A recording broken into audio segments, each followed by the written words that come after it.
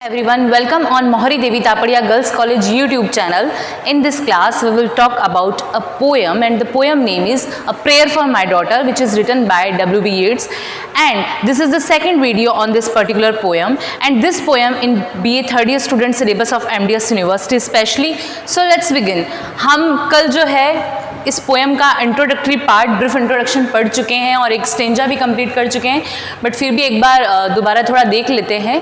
A prayer for my daughter एक ऐसी poem जो प्रेयर करी गई है उसकी डॉटर के लिए। किसकी? W.B. येट्स की। W.B. येट्स ने ये जो पोएम है ये अपनी बेटी के लिए लिखी है जो न्यू बॉर्न है, अभी अभी जन्मी है। ठीक है, स्पीकर इसमें पोएट हिमसेल्फ है। Poem written by W.B. Yeats. W.B. Yeats life span is 1865 to 1939. Poem written in 1919 and published in 1921 in the collection Michael Roberts and the Dancer. This poem written to his daughter, and theme of this poem is love and anxiety of a father of his daughter. ठीक है, इसका specially एक line में अगर हम theme देखते हैं तो love and anxiety of a father to his daughter, प्यार है फादर का अपनी डॉटर के लिए। सो आई होप आपको ये इंट्रोडक्टरी पार्ट तो समझ आ गया। कल हमने वैसे इंट्रोडक्टरी पार्ट कर भी लिया था, एक स्टेंजा भी कंप्लीट कर लिया था, बट हम फिर से एक बार स्टेंजा को देख लेते हैं। Once more the storm is howling, and half hid under his cradle hood and coverlid my child sleeps on. There is no obstacle but Gregory's wood and one bare hill, whereby the haystack and roof leveling wind bred on the Atlantic can be stayed, and for an hour I have walked and prayed because of the great gloom that is in mind. ये first stanza था। First stanza में poet बात कर रहा है, उसकी जो baby है, न्यूबॉर्न बेबी, वो अपने क्रेडल में सो रही है। She is sleeping in her cradle, cradle in the sense झूला जो बच्चों का पालना होता है, उसमें वो सो रही है। हाफ रिड, आधी ढकी हुई है, वो पूरी तरह से ढकी भी नहीं है, बट फिर भी वो अंडर प्रोटेक्शन है अभी, बिकॉज उसके पास में अभी दो ऑब्स्टिकल हैं, उसको प्रोटेक्ट करने के लिए दो ऑब्स्टिकल है। एक तो है ग्रेगरी और एक क्या है? बेयर हिल, पहाड़ी एक ऊंची। क्योंकि जब पोएट जो है हमारे W.B. येट्स, इन्होंने जब ये पोएम लिखी थी तो वो एक टार पे रह रहे थे। कल की वीडियो में हमने देखा था, मैंने आपको बताया था कि उस टार का क्या नाम था। तो वो उस ऊंचे टावर पे रह रहे थे। तो उस टार पे क्या था कि जो बहुत हवा चलती थी, तो वहाँ कोई हिल थी। तो वो कह रहा है कि अभी तो ये हिल और जो लेडी ग्रेगरी है वो दोनों इसका प्रोटेक्ट कर रही है मेरी बेटी का, बट फ्यूचर में क्या होगा। तो once more the storm is howling and half hid under this cradle hood and coverlid my child sleeps on. There is no obstacle but Gregory's wood and one bare hill, whereby the haystack and roof leveling wind. अभी तो इसके पास, मेरी baby के पास दो obstacle हैं। किन चीज़ों के लिए? जो रूफ विंड हिल, मतलब जो रूफ लेवलिंग हिल, जो विंड चल रही है, मतलब छत के लेवल तक की जो हवा चल रही है उसके लिए, और हैस्टेक जो सूखी घास है उस लेवल के लिए, मतलब बहुत ऊपर तक जो हवा चल रही है उससे भी प्रोटेक्ट करने के लिए अभी तो मेरी बेबी के पास दो ऑब्स्टिकल्स हैं। ब्रेड ऑन द अटलांटिक, और ये जो हवा चल रही है ऐसा लग रहा है ये किसकी ब्रीड है? अटलांटिक, मतलब अटलांटिक की ओर से ये हवा आ रही है।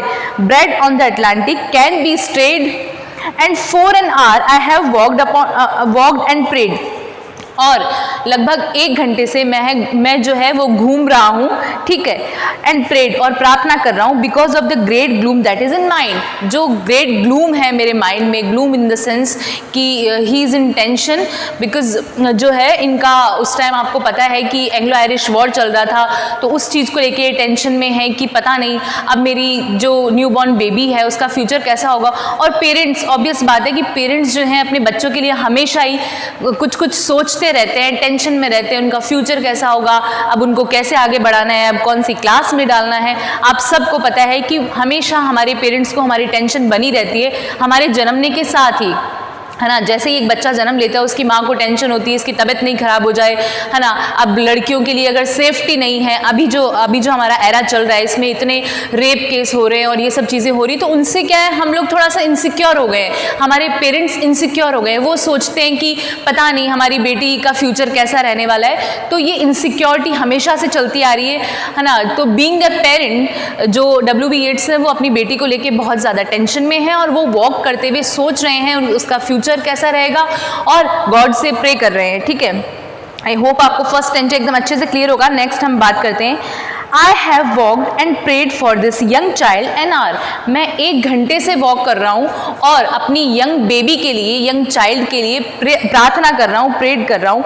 I have walked and prayed for this young child an hour and heard the sea wind scream upon the tar. और मैं टार के ऊपर सुन रहा हूँ आवाज़ सी विंड की, मतलब बहुत तेज जो हवा चल रही है, सी विंड, उनकी आवाज़ मैं क्लियरली टार के ऊपर भी सुन पा रहा हूँ. ठीक है, क्योंकि वो वॉक कर रहा है, अपनी बेबी के लिए टेंशन में है, कुछ सोच रहा है और उसको आवाज़ भी आ रही है किसकी, सी विंड की. And heard the sea wind scream, scream in the sense जो चिल्लाने वाली जैसी आवाज़ें होती है, scream upon the tar and under the arches of the bridge and the scream. Even जो under the arches of the bridge के नीचे की आवाज़ भी एंड स्क्रीम वो भी बहुत तेज आ रही है. In the elms about the flooded stream imagining in excited reviver that the future years had come dancing to be frenzied drum out of the murderous innocence to the sea.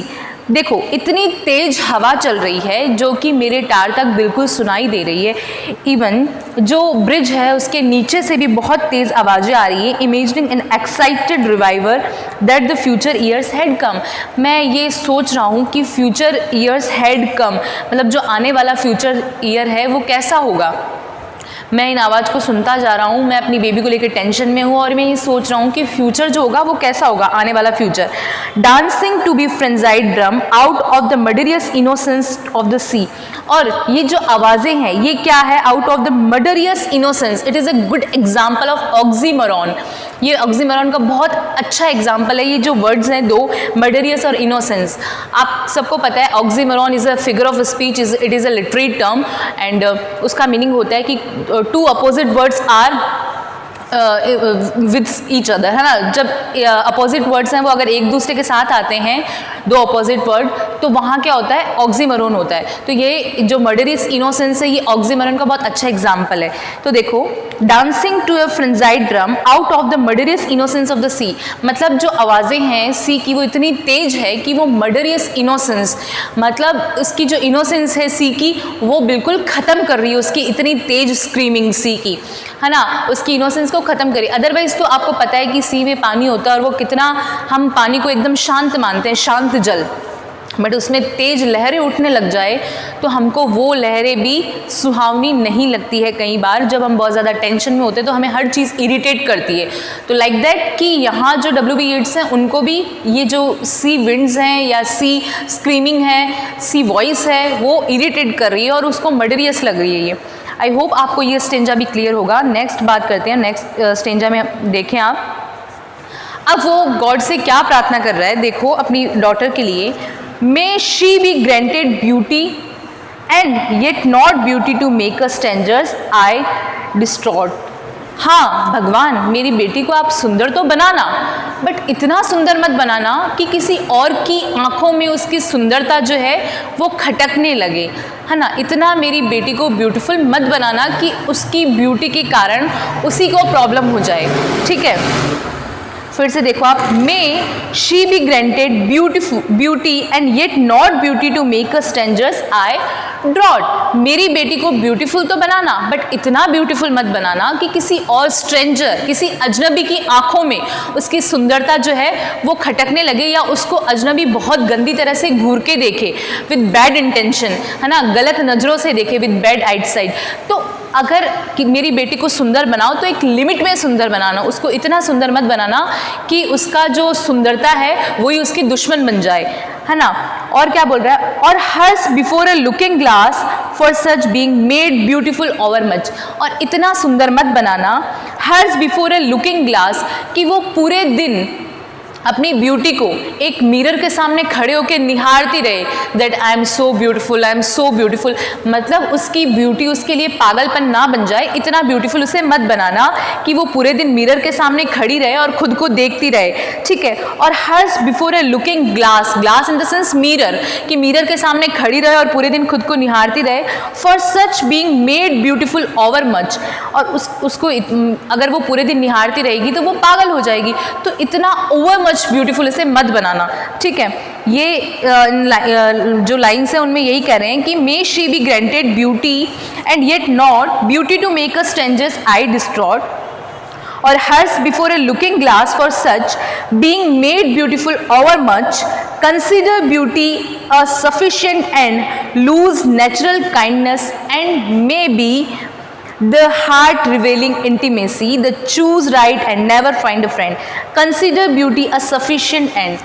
एक limit तक जो beauty होती है वो तो फिर भी sufficient है कि ठीक है, मतलब वो ब्यूटीफुल तो हो मेरी बेटी, बट इतनी ब्यूटीफुल नहीं हो कि कोई स्ट्रेंजर उसे बहुत गंदी नज़रों से देखे, या फिर वो पूरा टाइम अपना जो है उस ब्यूटी में ही निकाल दे, पूरे टाइम मिरर के सामने खड़ी रहे और खुद को निहारती रहे। तो इतना ब्यूटीफुल उसे मत बनाना। हाँ, और क्या करना, consider beauty a sufficient and, उसे एक लिमिट तक जो ब्यूटी होती है वो तो देना, सफिशिएंट तक, but lose natural kindness and may be the heart revealing intimacy, the choose right and never find a friend. क्योंकि अगर उसको ज़्यादा ब्यूटीफुल बना दिया तो हो सकता है कि वो क्या करे, अपना जो नेचुरल काइंडनेस है वो खो दे। मतलब बाहर की सुंदरता तो वो उसको बहुत हो जाए, बट अगर वो ज़्यादा ब्यूटीफुल हो गई तो वो हो सकता है कि वो प्राउड में आ जाए, और प्राउड में आने की वजह से वो अपनी जो नेचुरल ब्यूटी है, अपनी जो इनर ब्यूटी है उसको खो दे। तो ऐसा नहीं होना चाहिए, ठीक है। वो गॉड से प्रे कर रहा है, किसके लिए, अपनी डॉटर के लिए। Lose natural kindness and may be the heart revealing intimacy, the choose right and never find a friend. कि देखो, हो सकता है कि जो ब्यूटीफुल लड़की है वो बहुत ज़्यादा प्राउड में हो जाए, और प्राउड में आने के बाद में उसकी जो इनर काइंडनेस है, इनर ब्यूटी है वो तो खो जाए, बस आउटर ब्यूटी रहे उसके पास, है ना। और उसकी वजह से वो अपनी लाइफ में किसी राइट पर्सन को चूज़ ही ना कर पाए, वो सिर्फ और क्या करे, उसके कोई फ्रेंड ही नहीं बने, वो अच्छा फ्रेंड ही नहीं ढूंढ पाए, and never find a friend, वो कभी भी अच्छा फ्रेंड नहीं चूज़ कर पाए, क्योंकि उसकी इनर ब्यूटी तो ख़त्म हो जाएगी। अगर उसको बहुत ज़्यादा ब्यूटीफुल वो हो गई तो बस उसकी आउटर ब्यूटी रहेगी, और आउटर ब्यूटी अट्रैक्ट कोई किसी को भी कर सकती है, और किसी को भी करेगी तो मे भी उसको अपनी लाइफ में कोई अच्छा लाइफ पार्टनर ना मिले और कोई अच्छा फ्रेंड भी ना मिले। तो उसकी जो ब्यूटी है वो एक लिमिट तक करना, उसको बहुत ज़्यादा ब्यूटीफुल मत बनाना, जिससे कि लोगों की वो नज़रों में आए, या फिर वो खुद ही अपनी ब्यूटी का शिकार हो जाए, खुद ही अपनी पागलपंथी में आ जाए और पूरे दिन मिरर के सामने खड़ी रहे। तो ऐसा सब नहीं होना चाहिए, ठीक है। नेक्स्ट वो बहुत 2 एग्जाम्पल दे रहा है, नेक्स्ट स्टेंजा कवर कर लेते हैं आज हम। तो इसमें एग्जाम्पल दे रहा है वो 2 जो है ब्यूटीफुल लेडीज़ के, 2 ब्यूटीफुल लेडीज़ के वो एग्जाम्पल दे रहा है। तो आप सबको आपने नाम सुना होगा, Helen of Troy. Trojan war हुआ था हेलेन की वजह से। हेलेन जो है बहुत ब्यूटीफुल गर्ल थी, बहुत ब्यूटीफुल, उसकी वजह से बहुत बड़ा वॉर हुआ। उस वॉर का नाम था ट्रोजन वॉर, है ना। ट्रोजन वॉर जो हुआ वो हेलेन की वजह से हुआ, उसकी ब्यूटी की वजह से हुआ। तो मतलब किसी भी लड़की की ब्यूटी इतनी ज़्यादा नहीं होनी चाहिए कि उसकी वजह से वॉर हो रही हो, या फिर उसकी वजह से उसी को प्रॉब्लम हो रही हो, या फिर वो अपनी ब्यूटी की वजह से किसी भी लाइफ पार्टनर को चूज़ कर ले, वो दिमाग ही ना लगा पाए, वो सिर्फ अपनी ब्यूटी से किसी को अट्रैक्ट कर ले। तो इतनी ब्यूटीफुल जो है ब्यूटी जो है काम की नहीं है। देखो नेक्स्ट आप स्टेंजा देखें। Helen being choose found life flat and dull and later had much trouble from a fool.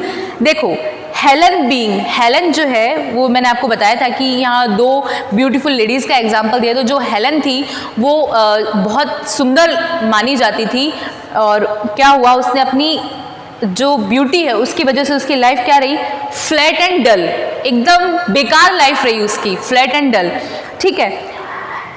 And देखो Helen being choose found life flat and dull, Helen ने अपनी लाइफ को चूज़ किया flat and dull, and later had much trouble from a fool, और उसको बहुत ज़्यादा फूल यहाँ आया है। जो पार्टनर हेलेन ने चूज़ किया था अपने लिए, उसके लिए आया कि फिर बाद में उसको बहुत ज़्यादा ट्रबल हुआ, किसकी वजह से, फ्रॉम अ फूल, एक मूर्ख आदमी की वजह से, ठीक है। फर्स्ट तो क्या रहा, फर्स्ट तो यही रहा कि हेलेन खुद बहुत ज़्यादा ब्यूटीफुल थी, तो उसने अपनी लाइफ के डिसीजन जो है वो बहुत गलत लिए, और उसकी वजह से उसकी लाइफ जो है बिल्कुल फ्लैट और डल रही। और उसके बाद में उसको बहुत ज़्यादा ट्रबल हुआ, किसकी वजह से, बिकॉज ऑफ हिज पार्टनर, उसकी बिकॉज ऑफ हर पार्टनर, उसके पार्टनर की वजह से उसे बहुत ज़्यादा प्रॉब्लम हुई। And later had much trouble from a fool while that great queen, अब सेकेंड एग्जाम्पल है एक ग्रेट क्वीन का, एक ग्रेट रानी का।